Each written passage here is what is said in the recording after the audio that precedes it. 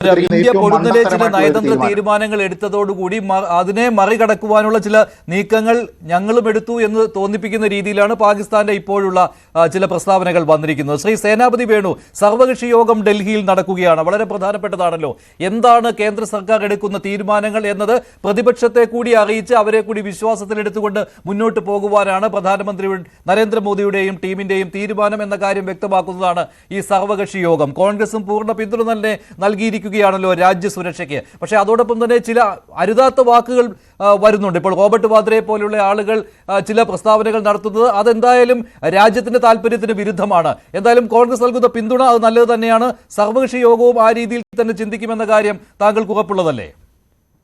അല്ല, ഈ ഘട്ടത്തിൽ ഇന്ത്യയിലെ മുഴുവൻ പൗരന്മാരും ഭരിക്കുന്ന ഗവൺമെന്റിന്, ആ ഗവൺമെന്റിന്റെ പിന്നിൽ അടിയുറച്ചു നിൽക്കുകയും ഗവൺമെന്റ് എടുക്കുന്ന തീരുമാനങ്ങൾ അതിനെ പൂർണ്ണ മനസ്സോടെ പിന്തുണയ്ക്കുകയും എന്നുള്ളതാണ് ഇപ്പോഴത്തെ സാഹചര്യത്തിൽ പ്രതിപക്ഷത്തെയും അല്ലെങ്കിൽ ഇന്ത്യയിലെ ഭരണത്തിലല്ലാത്ത മറ്റ് എല്ലാ കക്ഷികളുടെയും ചുമതല. അത് മല്ലികാർജ്ജുന ഖാർഗെയും അതുപോലെ തന്നെ ശ്രീ രാഹുൽ ഗാന്ധിയും ശ്രീ കെ സി വേണുഗോപാലും ഒക്കെ വളരെ കൃത്യമായിട്ട് തന്നെ ആ കാര്യങ്ങൾ സൂചിപ്പിച്ചു കഴിഞ്ഞിരിക്കുന്നു. ഇവിടെ നമുക്കറിയാം, ഈ പാകിസ്ഥാൻ അവരുടെ ഒരു പിറവിക്ക് ശേഷം ഒരിക്കലും ഒരു സിവിൽ അഡ്മിനിസ്ട്രേഷൻ അവർക്കുണ്ടായിട്ടില്ല എന്നുള്ളതാണ് അവരുടെ ഒരു ദുരന്തം, ഒരു ദുര്യോഗം. നമ്മുടെ ബനസീർ ഭൂട്ടോയുടെ ചരിത്രപ്രസിദ്ധമായ ഒരു പുസ്തകമുണ്ട്. ആ പുസ്തകത്തിലെ ഒരു വാചകം, ഞങ്ങൾക്ക് ഒരു ജവഹർലാൽ നെഹ്റു പാകിസ്ഥാനിൽ ഉണ്ടായില്ല, അതാണ് ഞങ്ങളുടെ ദുരന്തം എന്ന് അവരവരുടെ ഒരു ആത്മകഥയിൽ എഴുതിയിരിക്കുന്നത് ഞാനിവിടെ സാന്ദർഭികമായിട്ട് പറഞ്ഞു എന്നുള്ളതേ ഉള്ളൂ. അപ്പോൾ എല്ലാ കാലഘട്ടത്തിലും അവരുടെ ഒരു പ്രതിസന്ധി എന്തെന്ന് ചോദിച്ചു കഴിഞ്ഞാൽ ഈ സിവിൽ ഭരണം ഒരിക്കലും അവർക്ക് മുന്നോട്ട് കൊണ്ടുപോകാൻ കഴിഞ്ഞിട്ടില്ല. അപ്പോൾ ഈ ഇന്റേണൽ ആയിട്ടുള്ള പ്രതിസന്ധികളും പ്രശ്നങ്ങളും ഉണ്ടാകുമ്പോൾ എല്ലാ കാലഘട്ടത്തിലും അവർ നടത്തുന്ന ഒരു നടപടി അത് ഇന്ത്യയിൽ പ്രകോപനം ഉണ്ടാക്കുക. പക്ഷേ ഇത്തവണ കശ്മീർ സമാധാനത്തിലേക്ക് നീങ്ങുകയായിരുന്നു. അതോടൊപ്പം തന്നെ കശ്മീരിൽ കേന്ദ്ര സർക്കാർ എടുത്തിരിക്കുന്ന ചില തീരുമാനങ്ങൾ അത് പ്രധാനപ്പെട്ട തീരുമാനങ്ങളായിരുന്നു. അത് വിജയം കണ്ടു തുടങ്ങി എന്നുള്ള വ്യക്തമായ ബോധ്യത്തിൽ അത് തകർക്കുവാനായിട്ട്, ആ സമാധാന അന്തരീക്ഷം തകർക്കുന്നതിനും പ്രത്യേകിച്ച് ടൂറിസം മേഖലയിലൊക്കെ കാശ്മീർ തിരിച്ചെത്തുകയായിരുന്നു. ആ സമയത്താണ് ഇത്തരമൊരു ആക്രമണം ഉണ്ടാക്കിയിരിക്കുന്നത്. അതും ഒരു ഹിന്ദു മുസ്ലിം വിദ്വേഷം ഇവിടെ വരണം എന്ന ആഗ്രഹത്തിൽ തന്നെ ചില വാചകങ്ങൾ ആ ഭീകരവാദികളുടെ നാവിൽ നിന്ന് ഉയരുകയും ചെയ്തു.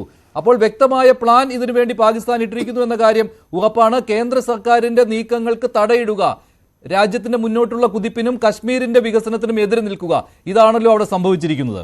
കാശ്മീർ നല്ല രീതിയിലേക്ക് വരുന്നത് ഇഷ്ടപ്പെടുന്നില്ല പാകിസ്ഥാൻ. അല്ല, വളരെ വളരെ കൃത്യമായിട്ട് നമ്മൾ മനസ്സിലാക്കേണ്ടത്, ഓരോ 10 വർഷക്കാലം ഇന്ത്യയുടെ പാകിസ്ഥാൻ ബന്ധത്തിന്റെ കഴിഞ്ഞ ഒരു 10-50 കൊല്ലത്തെ ചരിത്രം പരിശോധിച്ചാൽ ഓരോ 10 കൊല്ലം അല്ലെങ്കിൽ 15 കൊല്ലം കഴിയുമ്പോൾ ഈ രീതിയിലുള്ള ആക്രമണങ്ങൾ അവിടുത്തെ ഏത് ഭരണാധികാരിയാണെങ്കിലും, അതാണല്ലോ 99 നമ്മൾ കണ്ടത്.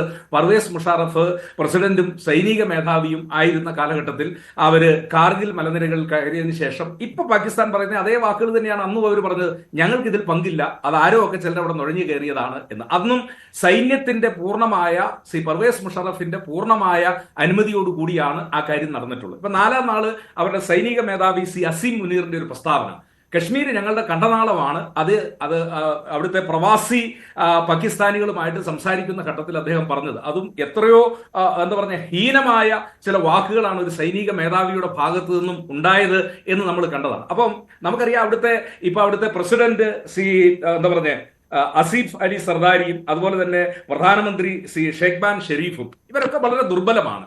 അവിടെ ജനപിന്തുണ ഉണ്ടായിരുന്ന ഏക നേതാവ് എന്ന് പറയുന്നത് ഇപ്പോ ഇമ്രാൻഖാനാണ്. ഇമ്രാൻഖാന്റെ പേരിൽ കേസുകളുടെ മുകളിലുള്ള കേസുകളുമായിട്ട് അയാൾക്ക് പുറത്തിറങ്ങാൻ പറ്റാത്ത സ്ഥിതി. അപ്പൊ ദുർബലരായ പ്രസിഡന്റും പ്രധാനമന്ത്രിയും നിൽക്കുന്ന ഘട്ടത്തിൽ സൈന്യമാണ് അവിടുത്തെ മേധാവിത്വം. അപ്പോൾ ആ സൈന്യം, പ്രത്യേകിച്ച് ഇപ്പൊ ഇരിക്കുന്ന സൈനിക മേധാവി അസീം മുനീർ, ഇദ്ദേഹം ISIക്ക് നേതൃത്വം കൊടുത്തുകൊണ്ടിരുന്ന മേജർ ജനറലും ലഫ്റ്റനന്റ് ജനറലുമായിരുന്ന കാലഘട്ടത്തിൽ ISIക്ക് നേതൃത്വം കൊടുത്തുകൊണ്ടിരുന്ന ആളാണ്. അവിടുന്നാണ് ഇദ്ദേഹം ആർമി ജനറൽ എന്ന പദവിയിലേക്ക് വന്നിരിക്കുന്നത്. അപ്പൊ സ്വാഭാവികമായും ഈ ISIക്കുള്ള ഒരു ബന്ധം എന്തെന്ന് ചോദിച്ചാൽ കശ്മീരിലെ ഭീകരന്മാരുമായി അല്ലെങ്കിൽ ലഷ്കർ എ തോയ്ബ പോലുള്ള ഭീകരന്മാരുമായിട്ട് എപ്പോഴും ബന്ധമുണ്ട്. ഇനി ഒരു കാര്യം കൂടെ നമ്മൾ മനസ്സിലാക്കേണ്ടത്, ഈ ജമ്മു ആൻഡ് കശ്മീരിൽ പ്രവർത്തിക്കുന്ന കുറെ ഭീകര സംഘടനകളെ ചെലവും കൊടുത്ത് പാകിസ്ഥാൻ വളർത്തിക്കൊണ്ടിരിക്കുകയാണ്.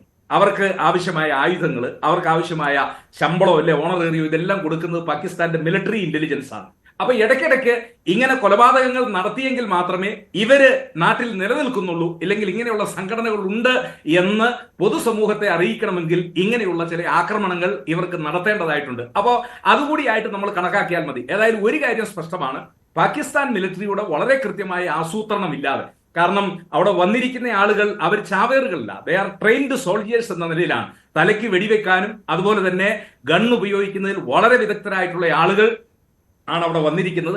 അപ്പോൾ അത് അവിടുത്തെ സൈന്യം നടത്തിയിരിക്കുന്നത്. അതിവിടെ മഞ്ജുഷ് സൂചിപ്പിച്ചതുപോലെ കശ്മീർ നോർമാലിസിയിലേക്ക് വന്നിരിക്കുന്നു.